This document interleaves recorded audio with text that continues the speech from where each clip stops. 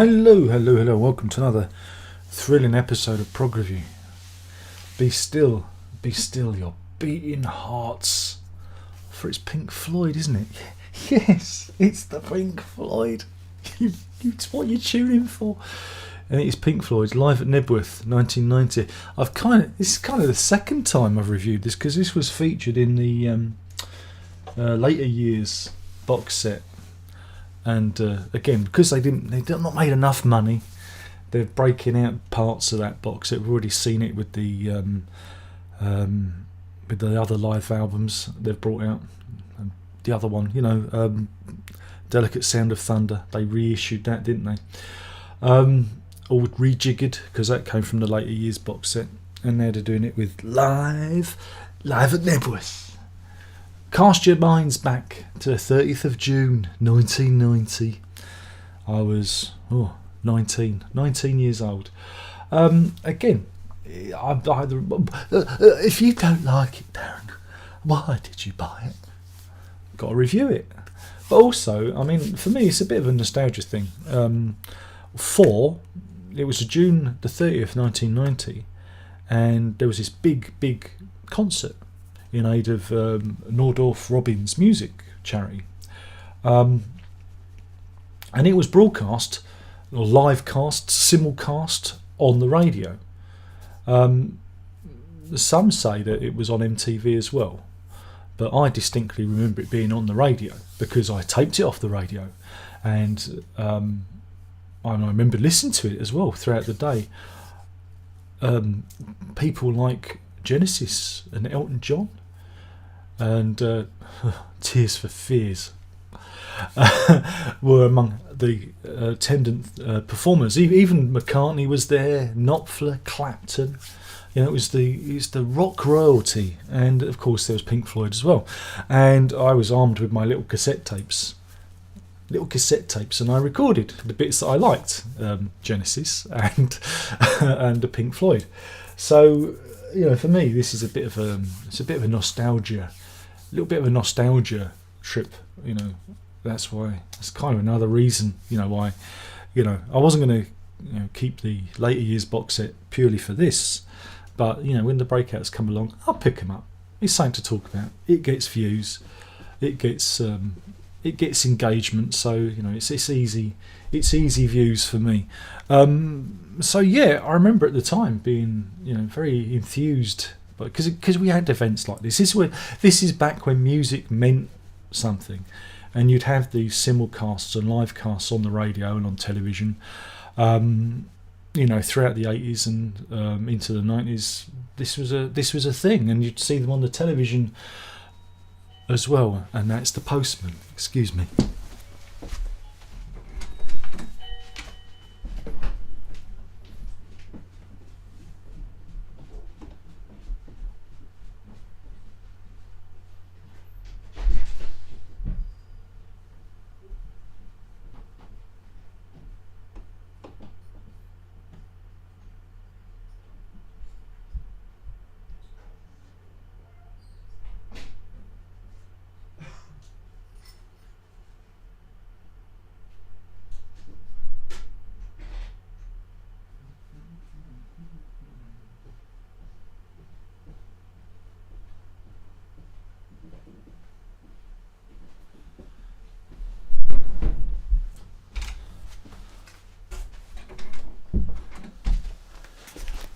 Don't worry, folks, we'll keep that in. It's not for me, it's a toy for Herb.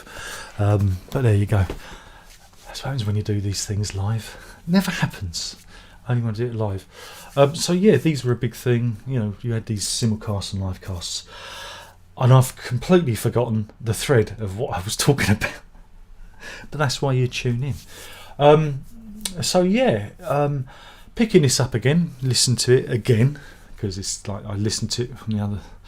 Listen to it again. This time on the vinyls. Yeah, I mean it's the cut down. It's a cut down set that the Floyd were doing back in the day. Reduced somewhat. Kind of greatest hits because you got like the Wish You Were Here stuff on here, and Shine On.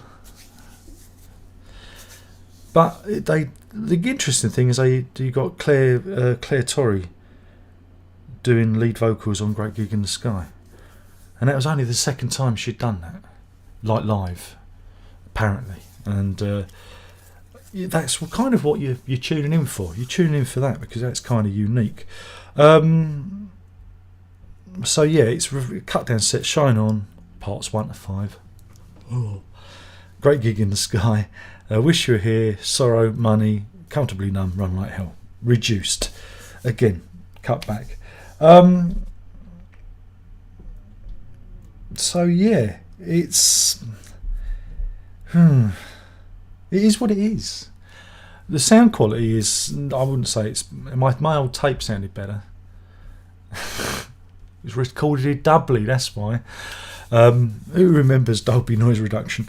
Yeah, so it's I found it a little bit, the audio is a little bit lacking. It's a bit muddy. Sounds like it was recorded off the radio.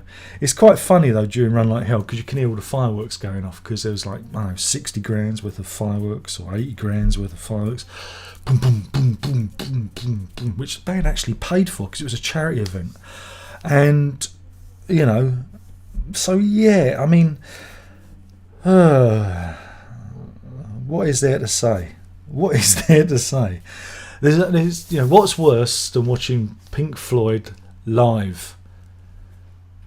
That's listening to Pink Floyd live without the visuals, and that's what you've got here. Without the visuals, it's kind of a bit of a leaden, you know. It was good back in the day when I listened to it off the radio and it was free, but now you have to pay, I don't know, whatever this was, 35 quid, possibly 40. Some places got it for 40 and above. It's for the same privilege. Because in the old days, music meant something. Now it costs something. There's been a bit of a flip there in the meaning and the, you know, of what's it all about. Again, this is one for the purists, one for the collectors, one for the people that didn't want to buy the later years set, who may just want a memory of the time. Again, it's for those people who may be able to cast their minds back to 1990 and this giant concert. I mean, there was a VHS. I don't know if there's a DVD of it, but you go and it's probably someone's probably uploaded on YouTube. Go and have a look at that, and you'll go, wow! All these bands together on one stage for charity. You know, you don't get things like that. It's maybe the Teenage Cancer Trust events that they hold at the Albert Hall is kind of a comparison, but you don't get these big musical things. Well, not now, not with the vid. But hey, we're cured. We've found a cure. We're all going to be out of it. Just don't mention it to India or Brazil, of course. That's dated the video. Poor India and Brazil. It's very, very sad what's happening there. But yeah, is it worth buying? No, only for the memories. If you want a memory of the time. But then I suppose you could go on YouTube and watch the actual visuals for now. I think it would have been good if they'd have, I don't know, put out the video, the video portion of it. Maybe again throwing a DVD inside the LP. You know, a little bit more bang for your buck. I find a lot of these releases, you know, you don't even get a free CD in there, so you can rip it or a download code. You know, you pay top dollar and you feel like you're not really getting a lot in return for your investment. And you know, but yeah, give them a couple of years. I'm sure they'll release the actual video of the concert rejiggered in multiple formats and with an LP, you know, in a box. I can see that happening. But of course, you know, to moan and whinge a bit more, what we want is is there anybody out there on vinyl? If we're going to do vinyl releases, we need that one. We need that one put out on vinyl. We need a reissue of Echoes on vinyl and things like that. Not that, again, it's just purely for the collector, you know, not really for the casual fan. So yeah, it's a bit of an odd release. It's a bit of an odd choice, but I guess it's the band trying to keep themselves in the public eye. You know, when are we getting a Blu-ray of the Wall movie? That's what we want. When's we getting a Blu-ray of that? When are we getting a surround sound of the Wall? There's loads of things they could do to keep the fans interested. But again, band politics will always play a part in the Pink Floyd saga. So yeah, oh god, as a rating, I mean, it's not bad, but it's expensive. It's a live album. This should be, I don't know, 15, 20 quid. But it's, 40 quid at the average. Look, the average price this is 40 quid. Really? I mean, they could have fit the whole thing onto one LP, but they've done it as a 45 RPM double. Again, pushes the production costs up. And you just think, and you just think, I'm being mugged off here. Being mugged off.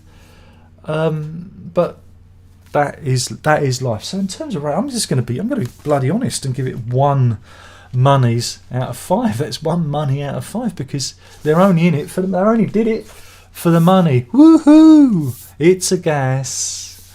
Woohoo! It's a hit.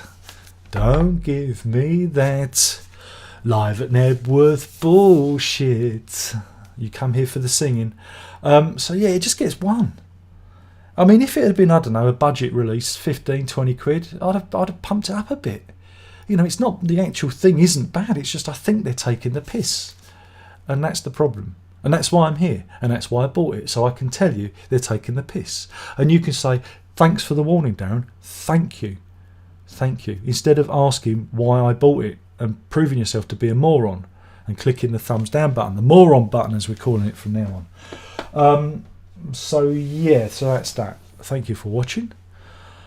I've been doing better hold it up again. I've been doing Pink Floyd's Live at Knebworth 1990. I only bought it for the memories. I only bought it because those were the days. For nostalgia. That's the only reason I bought it. Honest gov. And of course for the views that this will get.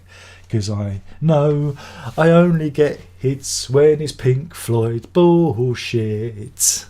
Ooh-hoo. Woohoo. Don't you just love those vocal phrasings on the Gilmore money? Woohoo, woohoo, woohoo. But yeah, I mean, it's all right, but you need the visuals to really get the full flavour of it, and that's that. But then you already knew all this. You all knew this. You knew where this was going. You knew. You know how these things are. Anyway, thank you for joining me here. Don't forget to, whatever it is you need to do, just do it. I'm not going to tell you what to do because you should know what to do by now. Because I'm not your dad. All right. I'm not your dad. Your mum might say I'm your dad, but I'm not. I'm not your dad. Yeah, I think that's it. I think that's all I've got to say. Sorry for the gap when I answered the doorbell. Sorry. These things happen live and everything. Anyway, with that, there's only one more thing left to say, and that is Prog on.